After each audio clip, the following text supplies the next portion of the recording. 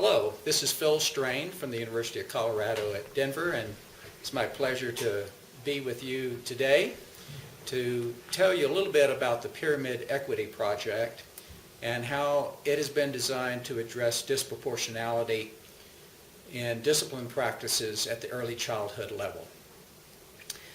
As we've all been made painfully aware in the last few years, there are totally unacceptable levels of suspension and expulsion of young children from early childhood settings. And we also know that there are alarming racial and gender disproportionalities in the implementation of suspension and expulsion as well. Briefly, today I want to share with you how the Pyramid Equity Project, or PEP, is designed to address the concerns around suspension and expulsion. It has been said that the way one defines a problem will determine in substantial measure the strategies used to solve it. I guess the corollary of that is that if you get the definition wrong, you'll never come up with a right solution. So I want to really focus on how we define the concepts and the strategies around suspension and expulsion in our project. First of all, suspension and expulsion are behaviors engaged in by adults.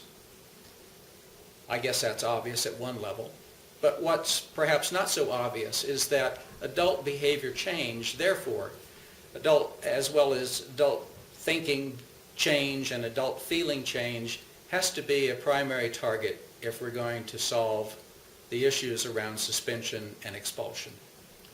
To be sure, child challenging behavior often precedes adult action around suspension and expulsion, but child behavior change alone is not the necessary or sufficient solution. Second, it's important to recognize that the adult behavior change that we seek is one that has to be encouraged and sanctioned and intensively supported by service delivery systems. Service delivery systems that first establish a leadership team that is committed to better, more efficacious, and more just and equitable discipline practices. This is one of those cases where practitioners acting alone is not sufficient. Systemic change is what is necessary. Third, it's important to recognize that the core evidence-based discipline practices that we promote in the Pyramid Equity Project are, not surprisingly, based upon the pyramid model for the social and emotional development of young children and infants for that matter. This pyramid model has been demonstrated to be effective in multiple randomized controlled trials.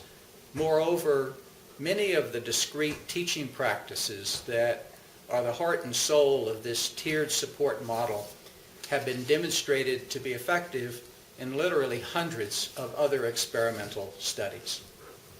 Moreover, in 2016, my colleagues and I here in Colorado demonstrated that the implementation of the pyramid model can reduce suspension and expulsion on a statewide level here in Colorado by more than 50%.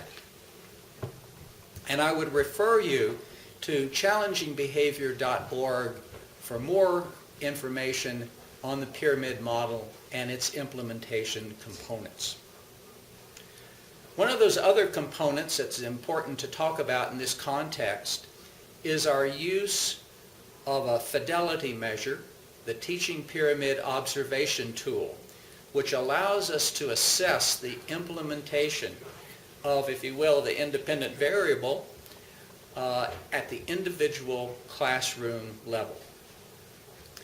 Supplementing the pyramid model, because of the significant racial and gender disparities and the incidence of suspension and expulsion, the PEP project is also developing materials and strategies to address implicit bias and to increase the use of culturally responsive practices in our demonstration model sites. Fourth, I want to emphasize that the Pyramid Equity Project recognizes that both suspension and expulsion are things that happen more often when there is a disconnect between service providers and adult family members. Therefore, another key component of the support that we provide to programs is around developing positive and reciprocally helpful relationships between service providers and adult family members. Fifth, we believe that it is essential that service delivery programs, if they're going to be successful in eliminating suspension and expulsion and using more research-based and effective discipline practices, they must be utilizing data on the incidence of challenging behavior and responses to those challenging behaviors on a regular basis.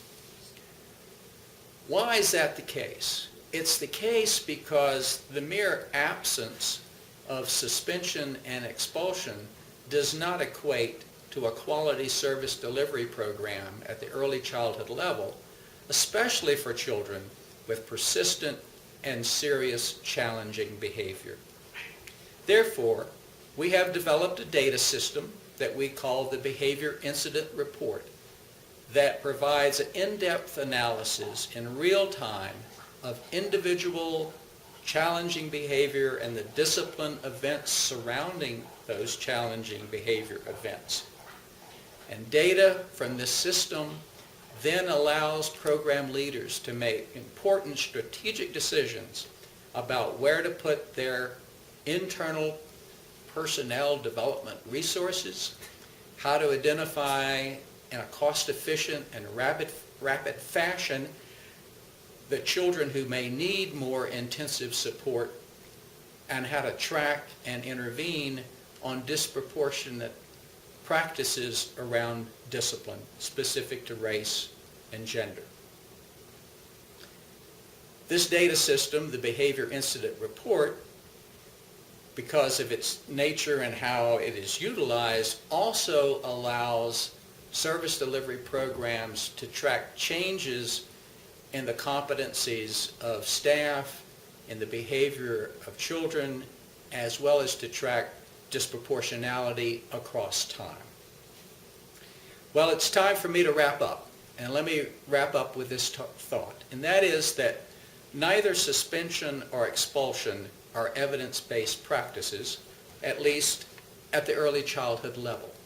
To the contrary, the evidence suggests that these are racially discriminatory practices in their utilization, that they ironically remove the children most in need of instruction from that instruction, and that they sabotage essential and pivotal relationships with adult family members.